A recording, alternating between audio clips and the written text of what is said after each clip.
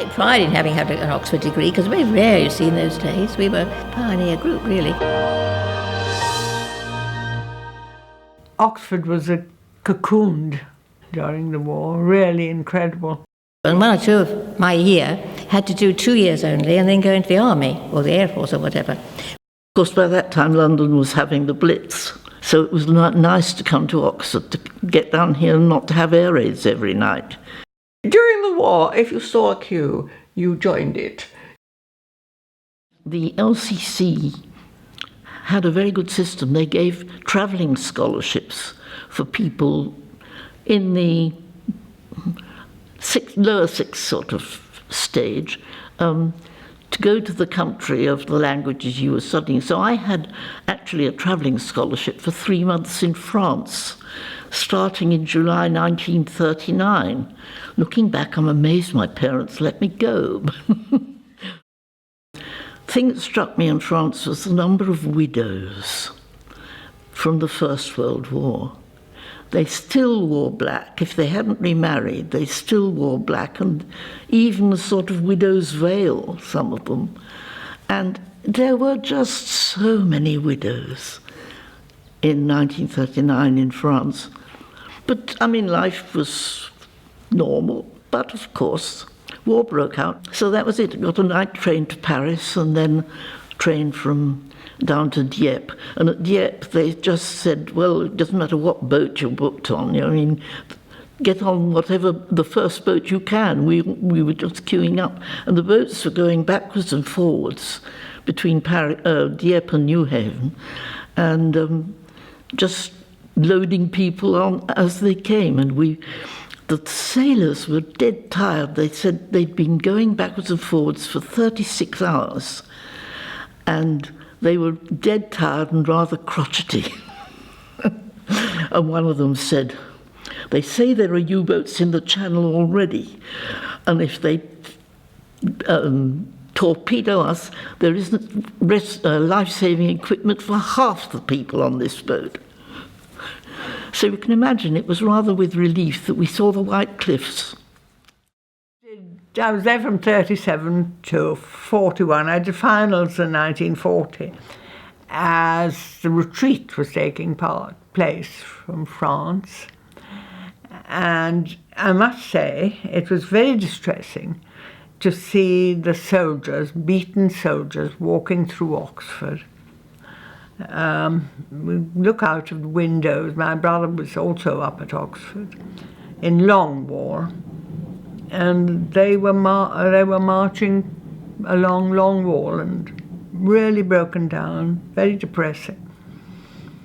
And we were asked if we would be willing to go, and if we spoke French, which I did at that time, I've forgotten most of it now, but if we'd go and visit French soldiers who were in hospital in Oxford. And my goodness, that was a distressing sight, because they were all wounded and they were all longing to go back home. They didn't want to stay here. We were up during the time of the blackout, so when you cycled around Oxford at night, it was totally dark. And the high street was full of American tanks, were zooming up and down, getting in your way when you were cycling. And when they were on the river, they were in canoes, and they thought it was a great game to push their canoe against our punt. But of course, they came off worse because the punt was more stable. So a lot of American soldiers languished in the River Cherwell because they bumped into us. You were expected to be, I think, strong enough for 2 people and not need any sleep. That is, you had your 2 essays a week to write. And remember, this is 2 years into the war, so there were no books. There were, I think, something like 10 history students, and of the books that we were supposed to study for the 3 days that we had to prepare the essay, there were 2 copies. The other copy, there were also 2 copies in the Radcliffe Camera in those days. And there was nothing to buy, even if you had the money, because nothing was printed, or almost nothing. So actually finding books and standing by somebody else who was finishing her essay till she could hand the book on to you, it was quite a labour.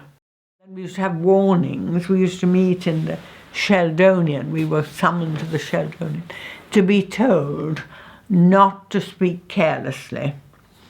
And we were given lectures about this, no careless talk, and be very careful. And they told us examples of German spies who'd been found in Paris or somewhere with tickets for the cinema in Brighton in their pocket. Don't ask me. But we were duly intimidated. And some of the colleges were used. St Hugh's was a depot for the Red Cross, I think. It wasn't used for undergraduates. And St Hilda's was lucky in that way. No bombs, of course. We took the war very seriously, though. We had syrup pump teams, and I was an air raid warden with them, tin hat, and we took it all quite seriously, and we had air raid practices. The people who decided that we should protect Oxford, especially, came up with a plan that everybody should light a fire in their house and burn a thing. I can't just, it was a sort of, it let out a smoke, finally. Everybody had to light their fire. It was dark at about 6 o'clock, so that we'd be covered, saved from the Germans who were flying over and going to, well, Birmingham and places like that. I mean, you heard them going over. But we were going to save ourselves. So I used to work for the ARP people, well, in the evenings. So I went to my lot, gave them each, in North Oxford, and gave them each one of these bricks and told them what to do, and they all said yes. And that the day was chosen, and they did it. And it was absolutely marvellous. The whole of Oxford was absolutely apparent to anybody flying over that there was something underneath there, because there was this huge cloud of stuff. I mean, so they decided that that was not a very good idea. Oxford was never bombed, and rumours abounded. They always do in wartime. And one of the strongest ones was that Hitler thought that Oxford would be rather nice for one of his palaces, or I forget what you call them in Germany, but he would have several residences. And it would be a pity to spoil Oxford, because it might be quite useful to him. That could have been true, could have been a rumour, could have been both. We did aptitude tests, and as a result of the aptitude test, they said I was to go into intelligence. And then we posted to Bletchley, and that was it. I was there then till the end of the war, because we were reading decoded German messages, because the listening in stations needed to know if they were going to change their call signs, change their frequencies, or change their location. So that was, we just read the decoded messages to find out any information about German signals units, which was pretty boring, I can tell you. So we were sleeping in huts, 28 to a hut, and the camp was new, and we had these coke stoves to heat them, and the stoves were new. And if you actually managed to get one alight, which was very difficult, it smelt awful. The camp was a sea of liquid mud, really, and we outside the huts. If you complained about anything, you got the inevitable reply, "Don't you know there's a war on?" I think the 50th anniversary of the end of the war, Bletchley Park was open. I went back with a girl, but she had slept in the next bed to me for whatever, I don't know, 16 months, 18 months, whatever. And I had no idea what she did, and she had no idea what I did. Then I discovered that she had been actually operating the Enigma machines, typing them. And they were trying to reconstruct an Enigma machine because Churchill had said they were all to be destroyed at the end of the war. I don't know quite why, but he apparently had. And so they sat her down and they said, now, what would you do? And she said, well, now she would do this up here. Oh, all right, so we put this up there. Then, you know, it was quite funny.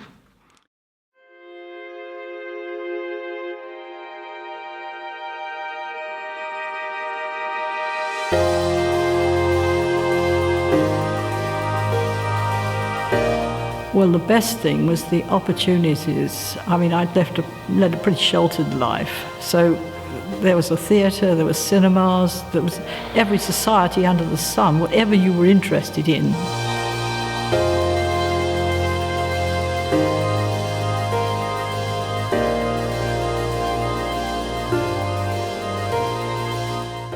I didn't have much of a life before it, and I certainly have had a marvellously happy life since.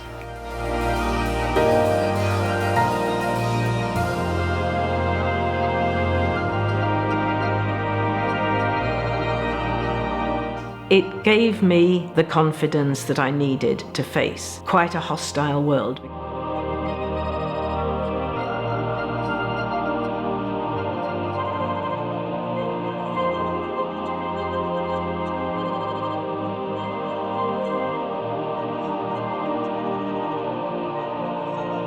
It's enriched my whole life, undoubtedly. And I'm indebted to St Hilda's. It's extraordinary what it's done for me.